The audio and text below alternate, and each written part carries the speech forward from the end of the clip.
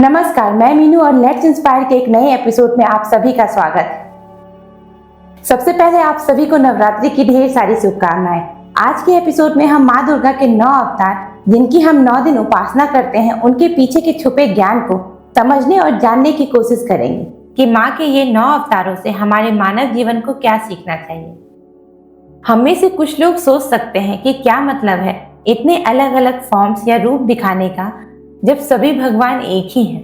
पर यहाँ जो सारे माँ के रूप हैं, उन सब का अलग अलग अर्थ है। वह कुछ बताना और सिखाना चाहते हैं। माँ दुर्गा की उपासना का इतिहास तो बहुत ही प्राचीन है। सिंधु घाटी की सभ्यता में भी मातृ देवी की पूजा के प्रमाण मिलते हैं। शाक्त संप्रदाय हिंदू धर्म के 3 प्रमुख संप्रदायों में से एक है। ये माता पार्वती यानी आदि शक्ति की पूजा करते हैं। शायद यह एक इकलौता ऐसा संप्रदाय है जहाँ पर ब्रह्मांड की उत्पत्ति के पीछे जो शक्ति है, उस सर्वोच्च शक्ति को स्त्री रूप में देखा जाता है। सनातन धर्म में जब अवतारों की बात होती है, तो जहाँ एक तरफ विष्णु जी के 10 अवतार प्रसिद्ध हैं, वहीं दूसरी तरफ माँ दुर्गा के 9 अवतार। विष्णु जी के 10 अवतार पूरी मानवता के एवोल्यूशन को दर्शाते हैं। जैसे उनका प्रथम अवतार मत्स्य अवतार ये दिखाता है कि कैसे समुद्र से जीवन की उत्पत्ति हुई। उसके बाद उनका कूर्म अवतार कैसे समुद्र से थल पर जीवन आया। फिर वराह अवतार कैसे जंगली जानवर बने। फिर नरसिंह अवतार कैसे जानवर से मनुष्य की उत्पत्ति हुई। और उसके बाद आने वाले अवतार जैसे परशुराम, राम, कृष्ण, बुद्ध और कल्कि, ये अवतार दिखाते हैं कि कैसे बौद्धिक क्षमता और आकांक्षाएं इंसान की धीरे धीरे बढ़ती गई। तो वहीं माँ दुर्गा के 9 अवतार एक इंडिविजुअल व्यक्ति, आदमी या औरत के जीवन के अलग अलग पड़ाव या स्टेजेस को दर्शाते हैं। तो आइए एक एक कर माँ दुर्गा के हर अवतार के पीछे की गहराइयों को समझते हैं। माँ दुर्गा का प्रथम अवतार है शैलपुत्री। शैल का मतलब होता है पर्वत और पुत्री का मतलब डॉटर। तो Shailputri the daughter of mountain मतलब पर्वत की पुत्री। हम जानते हैं कि जब माता सती ने प्रजापति दक्ष से रुष्ट होकर अपना देह त्याग दिया था, तब माता का पुनर्जन्म हिमवान की पुत्री के रूप में हुआ था, माँ पार्वती के रूप में। और पार्वती का मतलब भी वही है, जो पर्वत की बेटी है वो पार्वती है। और माँ के ये रूप मानव जीवन के प्रथम पड़ाव को दर्शाते हैं, मतलब अभी माँ पैदा हुई है। हम इस अवतार की तुलना एक नवजात शिशु से कर सकते हैं। वो अपने नाम से नहीं जाना जाता, वो अपने माता पिता के नाम से जाना जाता है। इसलिए माँ के इस अवतार का स्वयं का नाम नहीं है, वो अपने पिता के नाम पे जानी जाती है, शैलपुत्री। और अगर आप स्वरूप को देखें तो माँ के केवल 2 हाथ दिखाए गए हैं। वैसे माँ दुर्गा के 4 हाथ या अष्टभुजा या फिर 10 भुजाएं दिखाए जाते हैं, लेकिन शैलपुत्री के रूप में माँ को सौम्य रूप में दर्शाया जाता है। माँ के एक हाथ में त्रिशूल है और एक हाथ में कमल है। त्रिशूल विध्वंस का प्रतीक है, जो एक बच्चे की क्षमता को दर्शाता है, उसके स्ट्रॉन्ग डिटर्मिनेशन को दर्शाता है। वहीं कमल जो है वो सौम्यता का प्रतीक है, बच्चे के भोलेपन को दर्शाता है। माँ दुर्गा का दूसरा अवतार है ब्रह्मचारिणी अवतार। इस अवतार की तुलना हम एक स्कूल जाने वाले स्टूडेंट या छात्र से कर सकते हैं। अब स्कूल जाना है क्योंकि अब सीखने की उम्र है और अब पढ़ाई करनी है, कठिन अनुशासन और ब्रह्मचर्य का पालन करना है। इसलिए इस अवतार को ब्रह्मचारिणी बोला गया है। प्राचीन भारत में अगर देखें तो जीवन के प्रथम 25 वर्ष उसमें गुरुकुल में पढ़ना होता था, ब्रह्मचर्य का पालन करना होता था और उसे ब्रह्मचर्य आश्रम बोला जाता था। इसलिए इस अवतार को भी ब्रह्मचारिणी कहा गया है। माँ के स्वरूप को देखें तो माँ ने सफेद वस्त्रों को धारण किया है और सफेद वस्त्र इस बात को दर्शाता है कि ये उम्र हमारी त्याग और तपस्या की है। हमारा पूरा ध्यान और फोकस हमारे लक्ष्य पर होना चाहिए। माँ के एक हाथ में कमंडल है और एक हाथ में माला है, जो उनका तपस्या वाला स्वरूप है। माता ने जब पार्वती रूप में हिमवान के घर जन्म लिया था, तो उन्हें पहले से ही आभास हो गया था कि उन्हें शिवजी को वापस प्राप्त करना है। इसलिए वो राजमहल के सुख को छोड़कर कई वर्षों तक कठिन तपस्या करती हैं। माँ के इसी रूप को माँ के ब्रह्मचारिणी अवतार में दर्शाया जाता है। अपने जीवन को उत्तम बनाने के लिए, अपने लक्ष्य को प्राप्त करने के लिए कठिन तपस्या और परिश्रम की आवश्यकता होती है। सांसारिक मोह माया से दूर रहकर ब्रह्मचर्य का पालन कर हम कोई भी मुश्किल से मुश्किल लक्ष्य को प्राप्त कर सकते हैं। माँ दुर्गा का तीसरा अवतार है चंद्रघंटा। यह माँ का सबसे संपन्न स्वरूप है। जहाँ पर हमने देखा कि शैलपुत्री में माँ के 2 हाथ थे, ब्रह्मचारिणी में भी माँ के 2 ही हाथ थे, वहीं यहाँ पर माँ के 10-10 हाथ हैं। यहाँ माँ के कुछ हाथ शस्त्रों से सुशोभित हैं, तो वहीं दूसरी तरफ कुछ हाथों में कमल, घंटा, कमंडल और पानी का कलश है। यहाँ पर माँ भक्ति और शक्ति से परिपूर्ण है।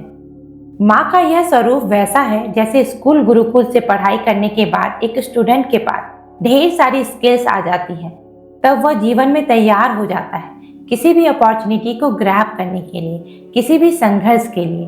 तो माँ का यह स्वरूप उस विद्यार्थी की तरह है जिसने पढ़ाई पूरी कर ली है।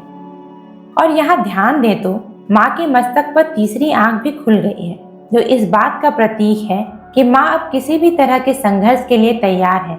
शत्रु के आने पर उसका मर्दन करेगी और जरूरत पड़ी तो धर्म की स्थापना भी करेंगी। माँ दुर्गा का चौथा अवतार है कुष्मांडा। कुष्मांडा 3 अक्षरों से मिलकर बना है, जहाँ कु का मतलब होता है छोटा, स्मॉल, उष्मा का मतलब है ऊर्जा या हीट, और अंडा का मतलब तो आपको पता है एग। तो ये जो माँ का स्वरूप है ये कॉस्मिक एग का स्वरूप है।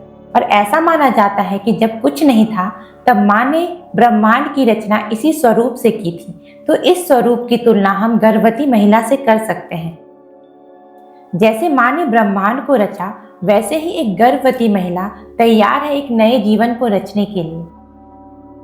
अब आप सोच रहे होंगे कि ब्रह्मांड की रचना तो ब्रह्मा जी ने की है, फिर माँ से ब्रह्मांड की उत्पत्ति कैसे हुई? तो ऐसा कल्प भेद के कारण है। कल्प ब्रह्मा जी के एक दिन को कहते हैं। इस प्रकार हर कल्प में जब वो क्रिएशन दोबारा शुरू करते हैं तो उस कल्प में जो देवता सबसे पहले प्रकट होते हैं वही डीटी या देवता सुप्रीम होते हैं, सर्वोच्च होते हैं उस कल्प के लिए। अगर हम देवी भागवत पुराण की बात करें तो वो उस कल्प की कहानियां हमें बताते हैं जब देवी सबसे पहले प्रकट हुई थी। या हम शिव पुराण की बात करते हैं तो उस दिन शिव जी सबसे पहले प्रकट हुए। और विष्णु पुराण, भागवत पुराण, उसमें विष्णु जी या कृष्ण जी सबसे पहले प्रकट हुए। तो ये एक चीज हमें समझनी चाहिए कि इनमें कोई कंपटीशन नहीं है, ये सब अलग अलग रूप हैं एक ही भगवान के। एक ब्रह्मा जी की लाइफ 100 ईयर्स की होती है। अगर इसके कैलकुलेशन को आप डिटेल में जानना चाहते हैं कि ब्रह्मा जी की लाइफ कितने ह्यूमन ईयर्स के बराबर है एक्सेट्रा, तो हमारी ये वीडियो देखें, लिंक आपको डिस्क्रिप्शन में मिल जाएगा। माँ के कुष्मांडा स्वरूप में माँ के पास एक मटका है जिसे कुंभ, कलश या घड़ा भी कह सकते हैं। हिंदू धर्म में कलश मटका एक वुम्ब अर्थात गर्भ को दर्शाता है। ये जो माँ का स्टेज है वो वैवाहिक जीवन के बाद का स्टेज है, जब माँ अपनी तपस्या से शिव जी को पति के रूप में प्राप्त कर चुकी है। नवरात्रि के 5वें दिन जो हम माँ के रूप की पूजा करते हैं वो है स्कंद माता का, जो माता का पंचम अवतार है। माँ जो एक शैलपुत्री थी, अब माँ एक माता बन गई हैं। अब उनकी पहचान एक माँ के रूप में है। माँ अपनी गोद में अपने पुत्र भगवान कार्तिकेय, जिनका नाम स्कंद, मुरुगन भी है, उनको लिए हुए है। माँ अपने पुत्र स्कंद के नाम से जानी जा रही है। यहाँ हम माँ की तुलना महिला के जीवन से कर सकते हैं जब वह अपने बच्चे को जन्म दे चुकी होती है और जब वह माता बन जाती।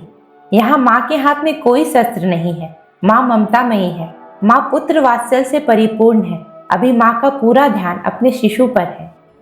माँ का जो रूप हम देखते हैं वो मातृत्व से भरा हुआ है, इसलिए स्कंद माता को गॉडेस ऑफ मदरहुड भी बोला जाता है।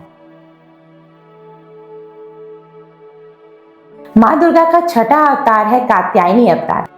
ये माँ की तब की स्टेज है जब माँ समाज के अनुरूप या अपनी लाइफ में जो इम्पोर्टेंट रोल थे वो पूरा कर चुकी हैं। एक अच्छी पुत्री से एक अच्छी माता तक का दायित्व निभा चुकी है। इसलिए यहाँ से माँ का जो भी अवतार है वो काफी शक्तिशाली है।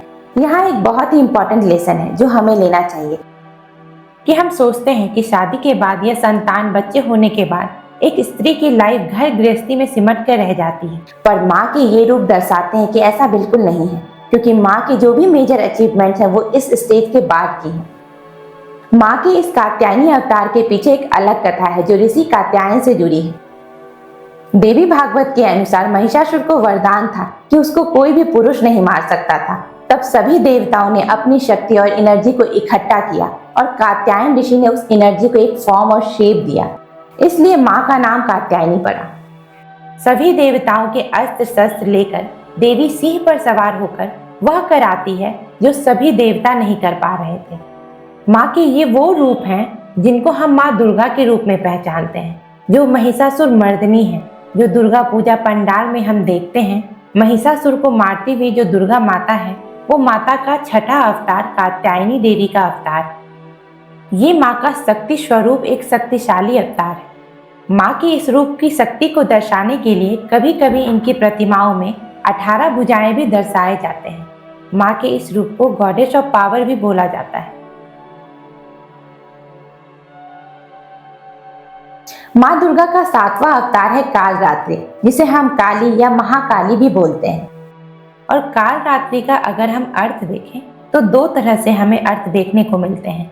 एक कालरात्रि का अर्थ होता है रात्रि की तरह काला, और दूसरा कालरात्रि का अर्थ है काल को निगल जाने वाला। तो यह जो माँ का रूप है, यह बहुत ही प्रचंड प्रलय लाने वाला रूप। माँ का यह स्वरूप स्त्री के सबसे विकराल स्वरूप में से एक है। पंचम अवतार में माँ दुर्गा माँ बनने के बाद, स्कंद माता बनने के बाद अपनी शक्ति के उच्च स्थान पर पहुंच चुकी हैं। माँ के इस काली रूप ने ही चंडमुंड तथा रक्तबीज जैसे राक्षसों का वध किया था, जो सभी देवताओं पर हावी हो रहे थे। माँ ने दोबारा वो कर दिखाया जैसा माँ दुर्गा ने किया, महिषासुर को मारकर।